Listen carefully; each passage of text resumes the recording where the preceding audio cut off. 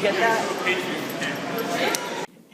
Now that's what I want to do sometimes when people online, they go and say, hey guys, I traded an Exoton and a Draco Sack for a Crystal Beast skeleton and I got some Blackwing cards on the side. Was that a good deal? If you gotta go on Facebook and ask people if this is a good deal, most of the time it's not a good deal. Don't save yourself the trouble and slap yourself right now if that's what you do all the time. I'm not trying to be mean, I'm not trying to be hurtful, but ask before you trade. Don't just say, oh yeah, that sounds like a great deal, buddy. No way you're gonna try to rip me off.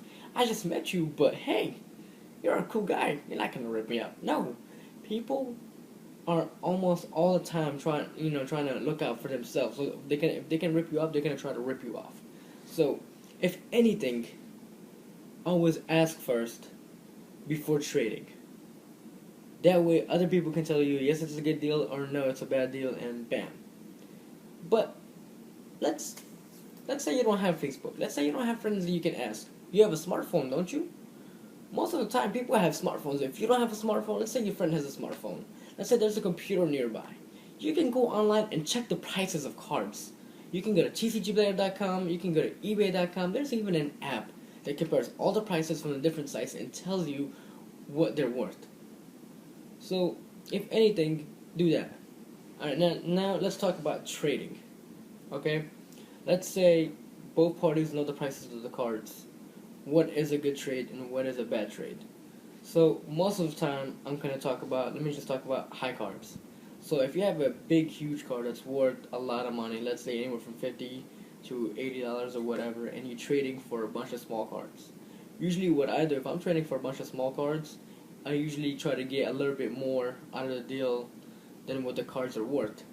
Because it's not worth it for me to trade this big card that I can easily flip for cash.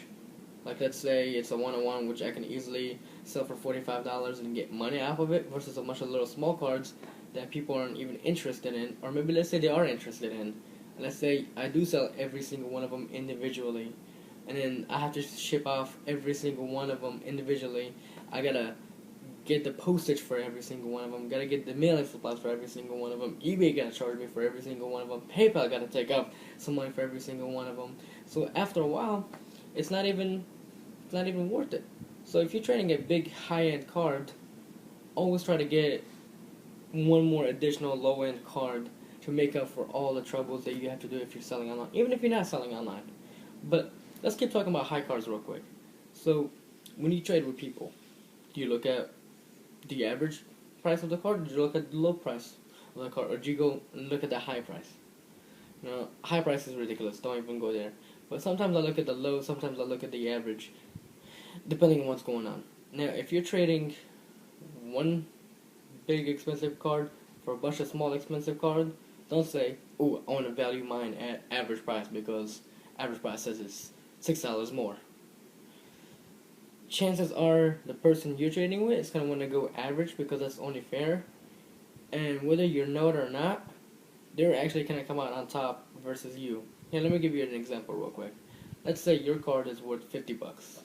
And let's say their card at a low is worth 5, right? So let's say they have 5 copies and you want all 5 copies. So 5 times 5 is 25, plain and simple. But because you're averaging it at average price, let's say average price is $8. So that means that's $3 per card extra. So that's 5 cards. So 5 times 3, that's $15. And we originally said it was already 25, so that's $40. So let's say you have a $50 card. So originally you can trade this $50 card for 5 different cards, $5 each, that's $25, and then you can get some more stuff out of it.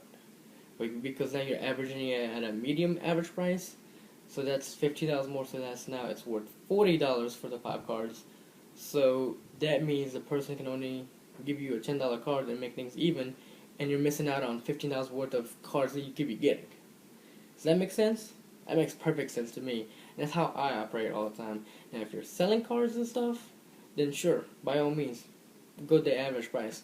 But if you're trading one big card for a bunch of small ones, go for the lowest price possible. Like, look at yours and say, yes, I value mine at the low price. Now I'm gonna look at all your cards, and I'm gonna value all your cards at the lowest price. And that's how I trade, guys. How do you do it? I'm pretty sure half the people out there do the same way, and then there's the other half who always get ripped off, who just can't seem to get it together and think trading, someone's blue eyes white dragon for their one-on-one that they pulled is a great deal, but it's not. And also for all the people that are out there collecting numbers, just because it's a numbers card does not mean it's really good. I've seen people out there that's like, oh man, you have a numbers card? Oh yeah. Look at this card that I just pulled. Yeah, I pulled a Artifact Sanctum. Oh yeah, I'll trade it for your number 30. Great deal. What's 30? I don't know what number 30 is. I don't even know the number. Number 30 could be a good card. Could be not. Highly doubt it. Anywho, thank you guys for watching. And, what was it? Let me know what you think. You want to see more stuff like this? Alright, don't forget to subscribe, like, comment, and share this video with your friends. Rockin' Moroccan, guys. Rockin' out.